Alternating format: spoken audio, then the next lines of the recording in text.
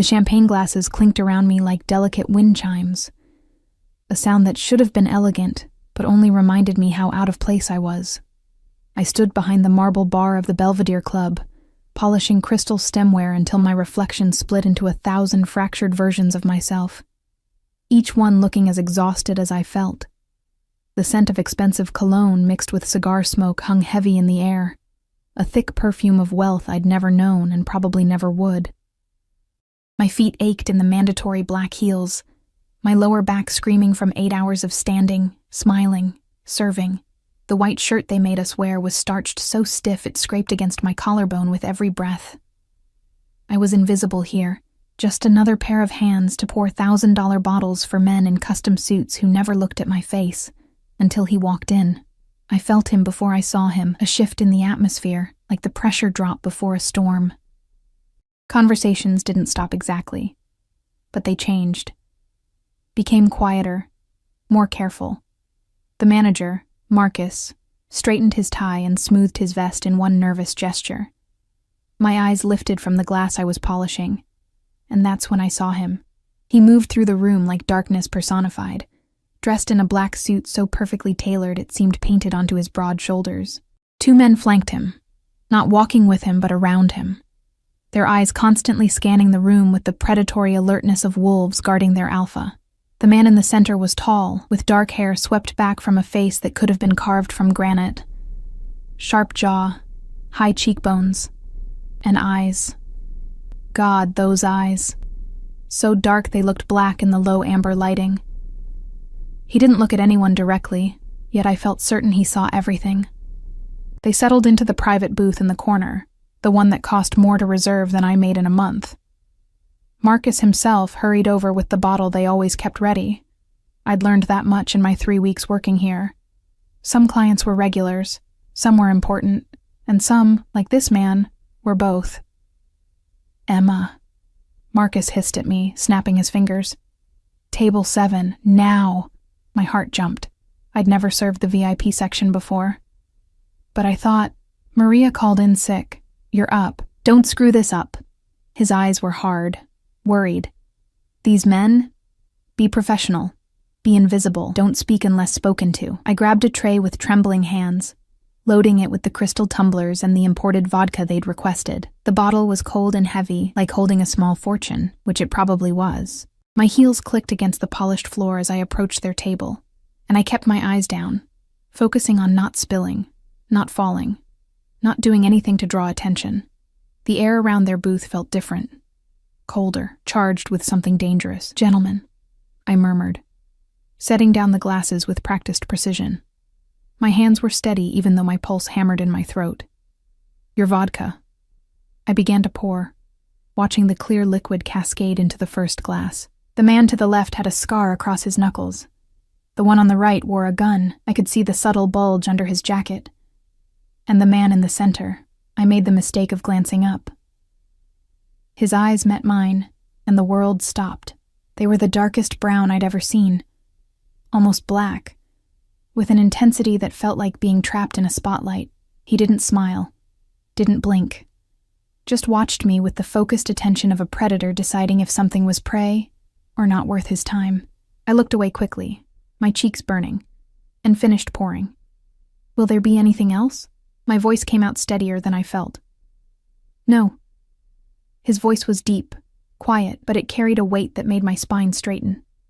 Not American. The accent was subtle, but there. Eastern European, maybe Russian. I nodded and turned to leave, relief flooding through me. That's when I heard the voice that made my blood turn to ice. Emma? Emma fucking Rodriguez? No. No, no, no. I turned slowly, and there he was. Marcus, emerging from the hallway that led to the private dining rooms. But he wasn't alone. He was with him. Tyler. My ex-boyfriend stood there in an expensive suit I knew he couldn't afford, his arm around a blonde woman wearing more diamonds than I'd see in a lifetime.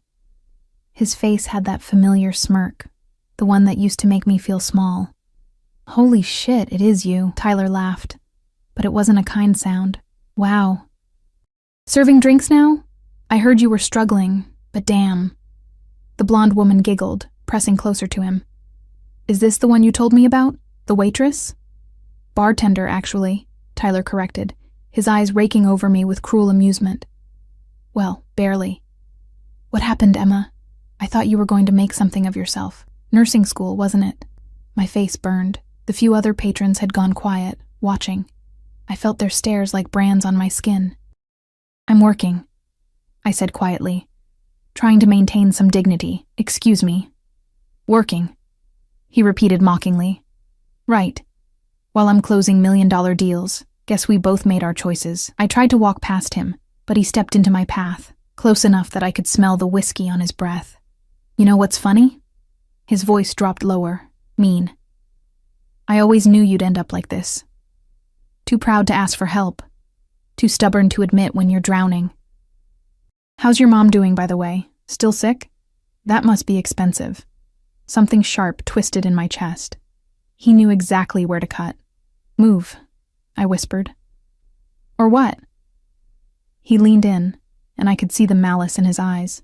You'll report me to your manager, please? My firm represents half the owners of this place. You think they'll choose you over me? Tyler, come on. The blonde tugged at his arm, looking uncomfortable. Let's just go. But he wasn't done. He never could resist twisting the knife. You'll pay for ignoring me, he said, his voice cold and sharp. For all those times you hung up on me, for blocking my number, for thinking you were too good for me when you're nothing but... That's enough. The voice came from behind me, quiet as a blade sliding from its sheath. I turned. The man in the black suit had stood. He wasn't particularly tall, maybe 6 feet, but he seemed to fill the entire room. His 2 guards had also risen, their hands moving inside their jackets. The temperature in the club dropped 10 degrees. This is a private conversation, Tyler said, but his voice had lost some of its confidence. You were leaving. It wasn't a question. The man's dark eyes never left Tyler's face, and there was something in that gaze that made my ex-boyfriend go pale. Now. Marcus appeared from nowhere, his face sheet white. Mr. Volkov, I apologize for the disturbance. I'll have them removed immediately. Volkov. The name meant something. I could see it in the way everyone else had gone silent, the way Marcus was practically trembling. Tyler's girlfriend was already backing away, pulling at his sleeve. Tyler, we should go. But Tyler's pride wouldn't let him. Listen, I don't know who you think you... Volkov moved. Not fast, but with the certainty of someone who never worried about resistance. He closed the distance between them in 2 steps, and suddenly Tyler was against the wall, Volkov's hand around his throat, not choking him, just holding him there with casual, terrifying strength. You will apologize to the young woman, Volkov said quietly. Then you will leave, and you will never speak to her again. Do you understand? Tyler's face had gone from red to purple. He nodded frantically. Volkov released him. Tyler nearly collapsed, gasping, his girlfriend catching his arm. They stumbled toward the exit, Tyler throwing one last hateful glance over his shoulder, not at Volkov, but at me. The look promised retribution somehow. The door swung shut behind them. The silence that followed felt like standing in the eye of a hurricane. Volkov turned to me. Up close, I could see the faint scar that ran along his jawline, the slight gray at his temples. He was older than I'd first thought, maybe late 30s, and there was something in his face that spoke of violence witnessed and committed. Are you all right? He asked. My mouth was dry. Yes, thank you. You didn't have to... Yes, he interrupted softly. I did. His eyes searched my face, and I felt stripped bare under that gaze. What is your name? Emma. Emma Rodriguez. Emma. He repeated it slowly, like tasting wine. You will no longer work behind the bar tonight. Marcus. He didn't raise his voice, but the manager practically teleported to his side. Miss Rodriguez will serve my booth exclusively. Double her pay for tonight. Of course, Mr. Volkov. Right away. That's not necessary, I started to protest, but Volkov's eyes found mine again. It is. There was something in his voice, some current I couldn't read. You were harassed in your workplace. Consider it compensation. He returned to his booth, his guards following. Marcus gripped my elbow, his fingers tight enough to bruise. "Do you have any idea who that is?" he hissed in my ear. "Dmitry Volkov. He owns half this city, the half that matters anyway. Whatever he wants, you give him. Understand?" I nodded numbly. For the next 2 hours, I served Volkov and his associates. They spoke in low voices, sometimes in Russian, sometimes in English so accented I could barely understand. Business talk, numbers, names I didn't recognize. I kept the glasses full, removed the empty plates of food they barely touched, and tried to be invisible like Marcus had instructed, but I felt Volkov's eyes on me constantly. Not leering, nothing like Tyler's entitled gaze. This was different. Assessing. Curious. Like I was a puzzle he was trying to solve. When the club finally began to close, Marcus handed me an envelope. Inside were bills. $100 bills, more than I made in 2 weeks. "Mr. Volkov's tip," Marcus said. His expression was worried. "Emma, be careful. Men like that. They don't do things without reason." I clutched the envelope, thinking of my mother's medical bills, the rent that was overdue, the nursing school dreams I'd had to put on hold. This money could buy me breathing room. It could buy me time. I was just doing my job, I said. "With men like Dmitry Volkov," Marcus replied quietly. "Nothing is ever that simple." I left through the back entrance, my coat wrapped tight against the November cold. The alley was dark, lit only by a single flickering streetlight. My old Honda was parked at the far end, and I hurried toward it, my breath clouding in the freezing air. I was fumbling for my keys when I heard the footsteps behind me. My heart stopped. I spun around, and there, emerging from the shadows near the club's entrance, was Tyler. His suit was rumpled, his tie loosened, and his eyes held a fury that made my stomach drop. "Did you think that was funny?" he snarled, advancing on me. "Embarrassing me like that? Getting your new boyfriend to threaten me?" "Tyler, go home. You're drunk. You'll pay for this, Emma. I told you that. You'll fucking pay." He was close now. Too close. And I could smell the alcohol coming off him in waves. I backed up against my car, my keys clutched like a weapon in my fist. "I'll make sure everyone knows what you really are," he continued, his voice rising. "A gold-digging little—" The black SUV appeared so silently, it seemed to materialize from nothing. It rolled to a stop between us, the door opening before it had fully halted. Volkov stepped out, and the 2 guards I'd seen earlier were suddenly there too, appearing from the shadows like ghosts. Tyler's face went white. "I thought we had an understanding," Volkov said, his voice carrying that same quiet menace from earlier. "You were to leave. You were never to speak to her again. I was just— Dmitry." I jerked in surprise. One of the guards had spoken, his tone urgent. He was holding a phone, showing the screen to Volkov. I couldn't see what it displayed, but Volkov's expression hardened into something that made my blood run cold. He looked at Tyler, then at me, then back at the phone.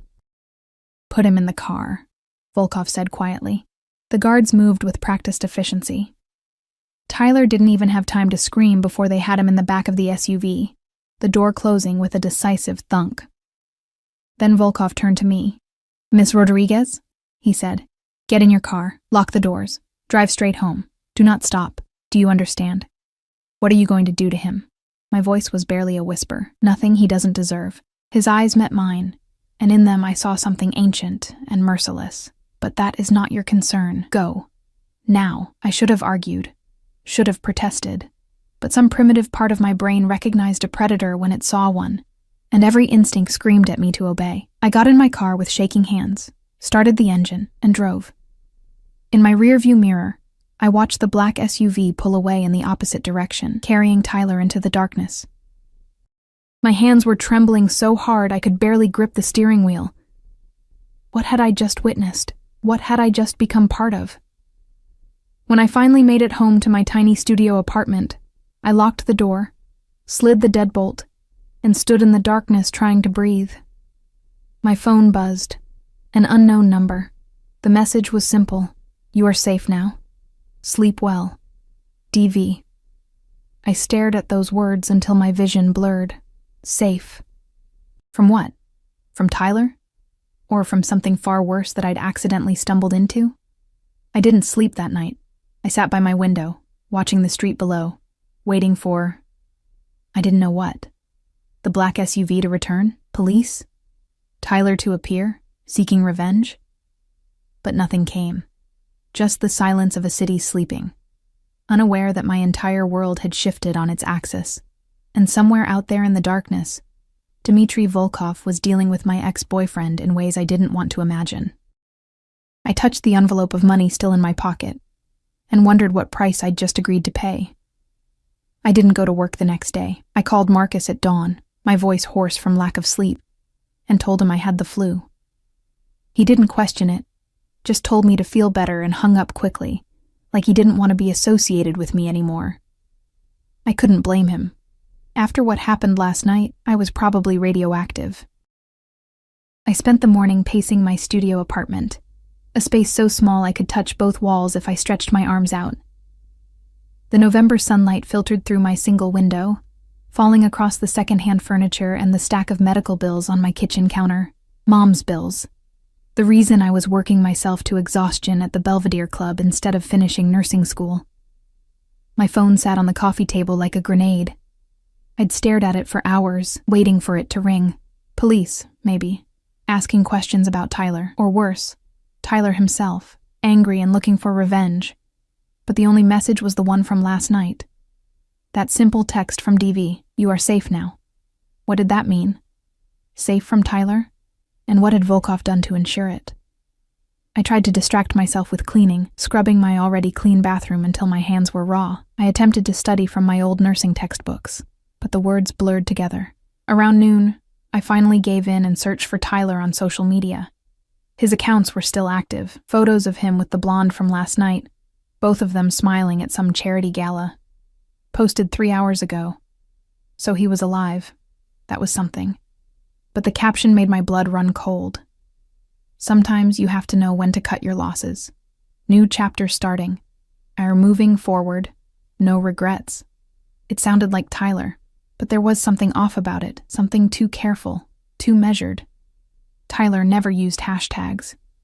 And cut your losses? That phrase felt like a message, a warning wrapped in corporate speak. I was still staring at my phone when someone knocked on my door. My heart leaped into my throat. I froze, listening. 3 sharp raps, precise and demanding. "Miss Rodriguez." The voice was accented, unfamiliar. "I have a delivery." I crept to the door, looking through the peephole. A man stood in the hallway, one of Volkov's guards from last night. The one with the scar across his knuckles. He was holding a large black box tied with a silver ribbon. Every instinct screamed at me not to open the door, but my hand was already moving, turning the deadbolt, pulling the door open a crack with the chain still attached. "I don't want any trouble," I said. The guard's expression didn't change. "No trouble. Mr. Volkov asked me to deliver this. He wants to ensure you are well." "I'm fine." "You can tell him thank you, but he would like you to have it." The guard set the box down in the hallway. "He will be disappointed if you refuse." Something in the way he said disappointed made it clear that disappointing Dmitry Volkov was not advisable. The guard turned and walked away, his footsteps silent on the worn carpet. I waited until he disappeared into the elevator before I retrieved the box, dragging it quickly inside and locking the door behind me. The box was heavy, expensive. The kind of packaging that cost more than my rent. I set it on my bed and stared at it for a full minute before my curiosity won. Inside, nestled in tissue paper, was a coat. Not just any coat, a long wool coat in deep charcoal gray, softer than anything I'd ever touched. Designer label, probably worth thousands, and underneath it, a note in sharp angular handwriting. "November is cold. You should dress warmer. A car will collect you at 7 p.m. tonight. Dinner. Don't refuse. DV." My hands shook as I held the note. This wasn't a request. The phrasing was polite, but the intention was clear. Dmitry Volkov wanted to see me, and men like him didn't accept no for an answer. I should have been terrified, should have been calling the police, getting a restraining order, moving to another city. Instead, I found myself pulling the coat from the box and trying it on. It fit perfectly. Of course it did. He'd known my size just from watching me serve drinks. The thought should have been creepy, but instead it sent a strange shiver down my spine. Awareness, attention, focus. When was the last time anyone had really seen me? I looked at myself in the mirror. In this coat, I didn't look like a struggling bartender drowning in debt. I looked like someone who mattered, someone worth noticing. God, I was in trouble. At 6:45 p.m., I stood in front of my closet trying to figure out what you wore to dinner with a man who probably had people killed. The coat was beautiful, but underneath it I had nothing appropriate. My work uniform? Too servile. My old jeans? Too casual. The single dress I owned for interviews? 5 years old and tight in all the wrong places now. I settled on black pants and a simple cream blouse, the nicest things I owned. I pulled my dark hair back into a low ponytail and applied the minimal makeup I could afford. In the mirror, I looked tired, young, out of my depth. Perfect. At exactly 7 p.m., my phone buzzed. Car is outside. DV. I grabbed the coat. Already I was thinking of it as mine and headed downstairs. My building was in a neighborhood that was trying to gentrify but hadn't quite made it yet. Graffiti covered the walls, the streetlights flickered, and most of my neighbors supplemented their income in ways they didn't report to the IRS. The black SUV waiting at the curb looked like it had been teleported from another dimension. The same scarred guard from earlier opened the door for me. Miss Rodriguez. I climbed in, my pulse hammering. The interior smelled like leather and something else, expensive cologne. The same scent I'd noticed on Volkov last night. He wasn't in the car, and I exhaled a breath I didn't know I'd been holding. We drove in silence through the city. I watched the neighborhoods change outside the tinted windows, from my struggling area to the industrial district, then gradually into the part of town where the real money lived. Historic brownstones, tree-lined streets, restaurants that didn't list prices on their menus. The SUV pulled up to a building I'd walked past 100 times but never entered. Alina's. A Russian restaurant so exclusive you needed reservations months in advance, and connections most people didn't have. The guard opened my door. Mr. Volkov is waiting inside. The restaurant's interior was all dark wood and dim amber lighting, with white tablecloths and crystal that caught the candlelight like trapped stars. A woman in an elegant black dress approached immediately. Miss Rodriguez? This way, please. She led me through the main dining room, half empty despite the exclusivity, probably because most people couldn't afford to eat here, and toward a private room in the back. My heels clicked on the hardwood floor, too loud, announcing my presence like a warning bell. She opened a door, and there he was. Dmitry Volkov stood by a window overlooking the street, a glass of something amber in his hand. He'd shed the jacket from last night, wearing just black slacks and a white shirt with the sleeves rolled to his elbows. It should have made him look casual, relaxed. Instead, it only emphasized the coiled power in his frame, the broad shoulders, the muscled forearms marked with scars I could see even from across the room. He turned when I entered, and those dark eyes found mine immediately. Emma. My name and his accent sounded like something foreign and beautiful. Thank you for coming. Did I have a choice? The words came out before I could stop them.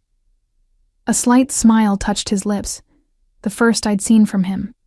It didn't make him look friendlier. If anything, it made him look more dangerous. Everyone has choices, he said quietly. Some are simply easier than others. Please, sit. The table was set for two, with enough silverware that I wasn't sure which pieces to use. Volkov moved to pull out my chair, a gesture so old-fashioned it startled me. I sat, and he took the seat across from me, close enough that I could see the gold flecks in his dark eyes. The coat fits well, he observed. You shouldn't have sent it. I can't accept. You already have. He lifted his glass, took a slow sip. Do you like wine, Emma, or would you prefer something else? I don't understand what this is. I gripped the edge of the table, needing something solid to anchor me. Last night you helped me. I'm grateful. But this... I gestured around the private room, at the expensive setting, at him. I don't know what you want from me. Volkov set down his glass with deliberate care. What do you think I want?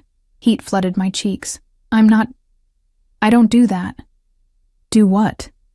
His voice was soft, curious. Whatever arrangement you're proposing. I don't need a... The words tangled in my throat. How did you politely tell a man who probably killed people that you weren't interested in being his mistress? I am not proposing an arrangement, Volkov said, and something in his tone made me look up. I am having dinner with a woman I find interesting. That is all. You don't even know me. No, he agreed, but I would like to, if you permit it. The waiter appeared before I could respond, setting down plates of food I hadn't ordered. Blini with caviar, borscht that steamed fragrant and rich, pelmeni drowning in butter, the kind of meal that cost more than my weekly grocery budget. We ate in silence for a few minutes. The food was incredible, but I could barely taste it. I was too aware of Volkov watching me, studying me with that focused intensity that made me feel stripped bare. Your ex-boyfriend, he said finally. Tyler. How long were you together? I set down my fork. 2 years. We broke up 6 months ago. Why? Does it matter? Everything matters. Volkov leaned back in his chair, his gaze never leaving my face. Tell me. Maybe it was the wine the waiter had poured without asking. Maybe it was exhaustion. Maybe it was because sitting across from this dangerous man was easier than sitting alone in my apartment drowning in bills and broken dreams. My mom got sick, I heard myself say. Cancer. Stage 3. I had to leave nursing school to take care of her, to work enough to cover her treatment. Tyler said he understood at first. But then it became clear I wasn't going to be the successful nurse practitioner he'd planned to show off. I was just stuck. Poor. A burden. So he left. Found someone whose life was going in the right direction. Volkov's expression didn't change, but something flickered in his eyes. And last night? What was that about? He wanted to rub my face in his success. Make sure I knew I'd made the wrong choice. The bitterness in my voice surprised me. That's who Tyler is. He has to win, even after it's over. He will not bother you again. The certainty in Volkov's voice made my stomach clench. What did you do to him?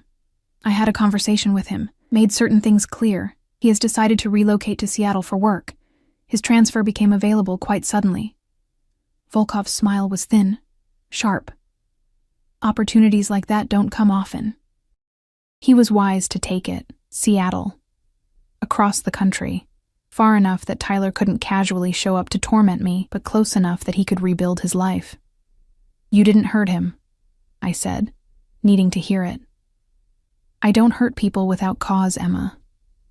I simply reminded him of the consequences of his actions. Tyler is a weak man who preys on those he perceives as powerless. Men like that understand only one language. Volkov leaned forward, and suddenly the distance between us felt like nothing at all. You are no longer powerless, do you understand? You are under my protection now. I didn't ask for that. No. But you have it regardless. The weight of those words settled over me like the coat upstairs, warm, encompassing, impossible to shrug off. Why? I whispered. Why would you do this for a stranger? Volkov was quiet for a long moment. When he spoke, his voice was softer than I'd heard it once, long ago. She had your eyes, same color, same expression, like she was carrying the weight of the world and refusing to set it down. His jaw tightened. She did not survive her stubbornness. I learned too late that sometimes pride is more dangerous than any enemy. What happened to her? She died because I was not there to protect her. The words were simple, but the pain underneath them was anything but. I will not make that mistake again. The air between us felt charged, heavy with something I didn't have a name for. This wasn't attraction, or not just attraction. This was something darker, more complex. Obsession, maybe, or recognition. Like we were two broken pieces that happened to fit. I should go, I said, even though I didn't move. Yes, Volkov agreed. You should. But you won't. Not yet. He was right. God help me, he was right. We talked for another hour. He asked me about my mother, about nursing school, about the dreams I'd put on hold. I found myself telling him things I'd never told anyone. How scared I was. How tired. How sometimes I lay awake at night wondering if this was all there was to my life. Struggling. Surviving. Never quite drowning, but never swimming either. Volkov listened with absolute attention, like my words were the only thing that existed in his world. And when I finally ran out of things to say, he told me his own story, or pieces of it, fragments that formed an incomplete picture.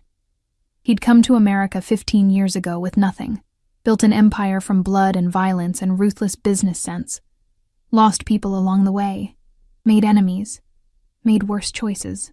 And now he sat at the top of a world he'd conquered, surrounded by money and power and fear. And he was so fucking lonely he'd invited a broke bartender to dinner just to hear her voice. He didn't say that last part, but I heard it anyway, in the spaces between his words. When he finally drove me home, this time sitting beside me in the SUV, close enough that I could smell his cologne, feel the heat radiating from his body, he walked me to my building's entrance. "Your mother," he said as I fumbled for my keys. "What is her name?" "Teresa Rodriguez." "Why?" "The treatment she needs. The bills. They will be taken care of." I froze. "What? No, I can't accept that. That's too much." "It is already done." Volkov's hand came up, his fingers gentle as they tilted my chin up, forcing me to meet his eyes. "You will not refuse this, Emma. Your mother will have the best care available. You will return to nursing school, and you will stop working yourself to death for men who do not deserve your service." "I don't understand," I whispered. "Why would you do this?" His thumb brushed across my cheek, a touch so light it could have been imagined. "Because I can. Because I want to. Because watching you suffer when I have the power to stop it is intolerable to me." "You don't know me," I said again, desperate. "I will." It sounded like a promise, or a threat. "Good night, Emma. Sleep well. You are safe now." He turned and walked back to the SUV, leaving me standing in the cold with my heart racing and my mind spinning. I went upstairs and locked myself in, then immediately pulled out my phone. It took 15 minutes of searching, but I found what I was looking for: articles about Dmitry Volkov. Not many, he kept a low profile, but enough. Russian émigré, suspected organized crime ties, multiple businesses that were probably fronts for money laundering, federal investigations that went nowhere because witnesses disappeared or refused to testify, and underneath it all, whispers of violence, of bodies, of a man who'd built his kingdom on blood and had never stopped defending it. I should have been terrified. Instead, I touched my cheek where his thumb had brushed and wondered what I'd just become part of. My phone buzzed. Another message from DV. "Tomorrow night, same time. I'll send the car." I stared at those words for a long time. Then I typed back, "Okay." The moment I hit send, I knew I'd just crossed a line I could never uncross. 3 weeks passed like a fever dream. Dmitry, he'd insisted I call him that after the 5th dinner, sent the car every night. Sometimes we ate at Alina's, sometimes at other restaurants I'd never heard of. Places without signs where everyone knew his name and feared it. We talked about everything and nothing. He asked about my childhood in Arizona, about the father who'd left when I was 6, about the books I loved, and the music that made me cry. And I learned about him too, in fragments. How he'd grown up in Moscow in the chaos after the Soviet Union fell. How he'd watched his father beaten to death over a debt of 200 rubles. How he'd clawed his way out of poverty through violence and cunning, building something that could never be taken from him. "Control," he told me one night over Georgian wine. "That is all that matters. Control over your fate, your future, your fears. Everything else is surrender." I should have been afraid of him. The rational part of my brain screamed warnings every time I got in that SUV, but Dmitry never touched me beyond that one brush of his thumb. Never made demands. He simply existed in my life with the gravitational pull of a black hole, reshaping everything around him. Mom's medical bills vanished overnight. The hospital called to say an anonymous donor had paid everything in full and established a trust for future treatment. She was moved to a private room, assigned the best oncologist in the state, given medications I couldn't pronounce, but that made her smile return for the first time in months. "Someone's looking out for you, Miha," she said when I visited, her hand thin and warm in mine. "An angel, maybe. I didn't tell her about Dimitri. How could I explain that my angel wore black suits and had men who killed on his orders? Marcus called me into his office at the Belvedere Club after my third missed shift. "You're done," he said, not unkindly. "Mr. Volkov sent word. You don't work here anymore. He can do whatever he wants, Emma. And he wants you to go back to school." Marcus slid an envelope across the desk. "Severance, 3 months' pay, and a recommendation letter for any program you apply to." I stared at the envelope, anger and gratitude warring in my chest. Dimitri was dismantling my life and rebuilding it according to his design. I should have resented it, should have fought back. Instead, I enrolled in nursing school for the spring semester. "Good," Dimitri said when I told him over dinner. His hand covered mine on the table, the first real touch in weeks, and heat raced up my arm. "You are meant for better things than serving drinks to men who don't see you." "You saw me," I said quietly. His eyes darkened. "Yes, I did. From the moment you walked to my table, I saw you. And I have not stopped seeing you since." The air between us thickened. The private room suddenly felt too small, too warm. Dimitri's thumb traced circles on my palm, a touch that should have been innocent, but felt like lightning. "Emma." My name was rough in his throat. "There is something you should know." "What?" "I am not a good man. The things I have done, the world I live in, it is not safe. Not clean. Being near me puts you at risk." "Then why am I here?" His grip tightened. "Because I am also a selfish man, and having you in my life has become necessary to me. But you should understand what that means." Before I could respond, the door burst open. One of Dimitri's guards, Victor, I'd learned his name, stood in the doorway, his face grim. "We have a problem." Dimitri's expression went cold, all the warmth draining from his eyes in an instant. He stood, releasing my hand. "What kind of problem?" "Sergei's nephew. He's here, demanding to speak with you." Something flickered across Dimitri's face. Anger, yes, but also calculation. "Where?" "Main dining room. He brought 4 men. Armed." My heart stopped. "Armed. Dimitri, stay here." His voice was steel. "Victor will remain with you. Do not leave this room. Do you understand?" I nodded, throat tight. Dimitri leaned down, his lips brushing my forehead, the most intimate touch we'd shared. "Nothing will happen to you. I promise." Then he was gone, moving with that deadly grace toward whatever confrontation waited in the other room. Victor positioned himself by the door, his hand inside his jacket where I knew his gun rested. I sat frozen in my chair, listening to the muffled sounds from beyond the wall.